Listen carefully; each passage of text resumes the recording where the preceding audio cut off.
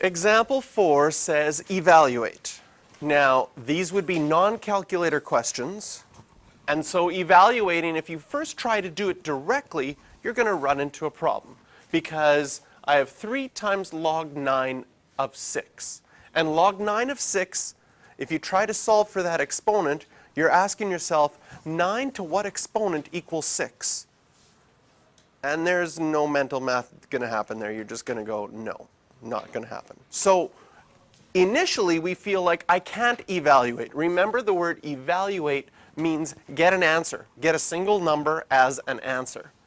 And if I can't do 9 to what exponent is 6, I'm going to be stuck here. So instead, I'm going to play around with this and say, well, what could I do? I've got a log minus a log and a number in front. Maybe I can combine these as a single logarithm. So if I start combining them as a single logarithm, well, that 3 would go in as an exponent.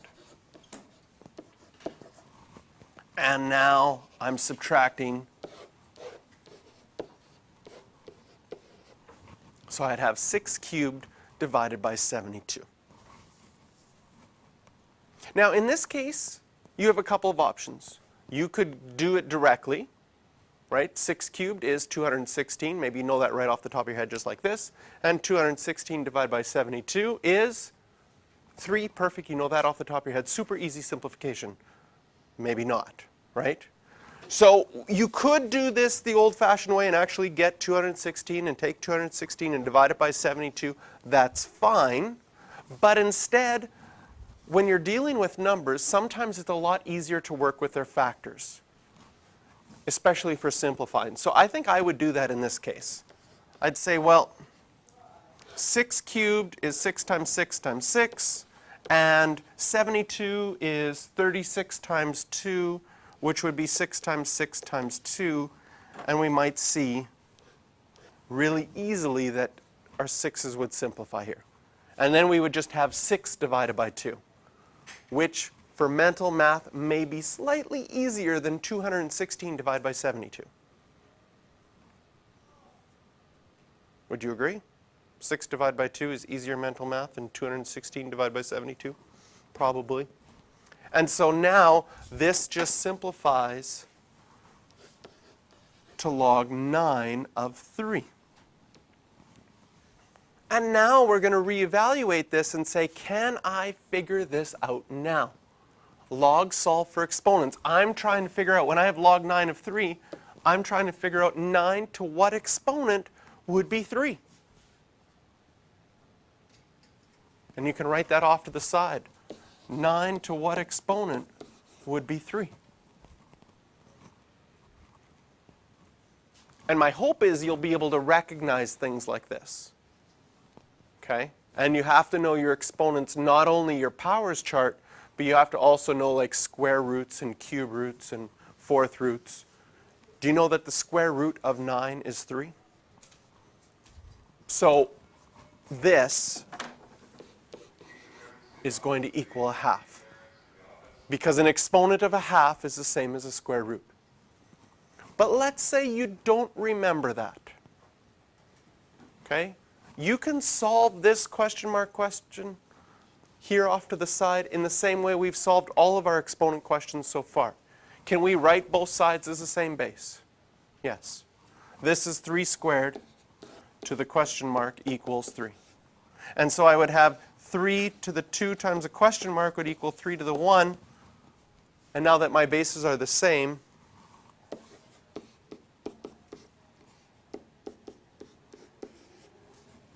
I find out that it's a half that way as well. But I'm hoping that you recognize when you see a 9 to a question mark equals 3, you're like, oh, that's a half, because I know the square root of 9 is 3. And so the fact that we've got an answer here, we have done what the question asked, which was to evaluate. Part B, I'll write it out again so we can see it. 2 log 4 of 6. Obviously, at this point, there's nothing I can evaluate. Minus 3 log 4 of 3. Can't evaluate that either by itself. Plus log 4 of 12.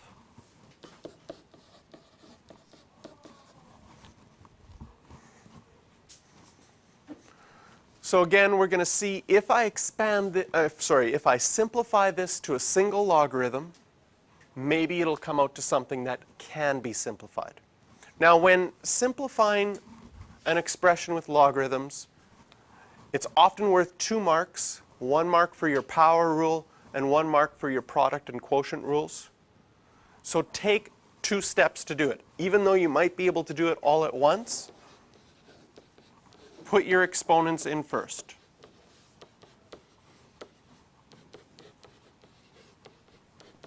And then say, okay, whatever's adding,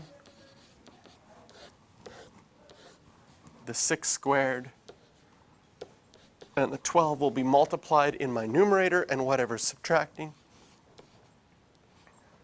will be divided. Again, in this situation, I probably would not multiply things out to get 532 on the top and 27 on the bottom and try to simplify that. Instead, I would work with my factors. I'd say, okay, well, 6 squared is 6 times 6, and 12 is 3 times 4. And on the bottom, 3 cubed, I'd have 3 times 3 times 3. And I'd say, oh, that works out nice that that would simplify.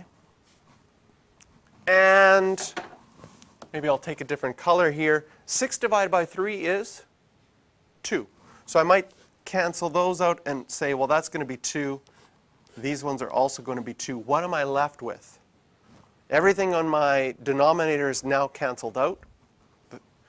And I'm left with 2 times 2 times 4 in my numerator. So this becomes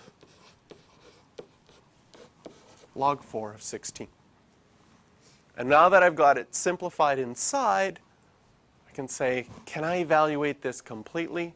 4 to what exponent is 16?